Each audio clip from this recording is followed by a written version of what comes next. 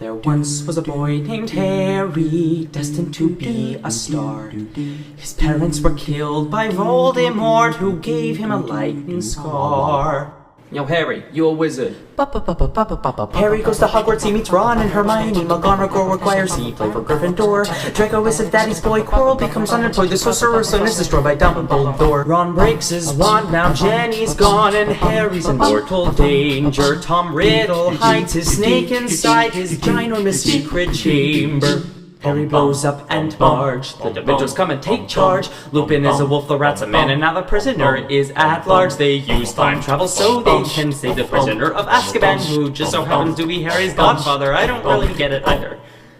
Harry gets put in the Triwizard Tournament with dragons and mermaids, oh no, and we're called and get slayed. He's back.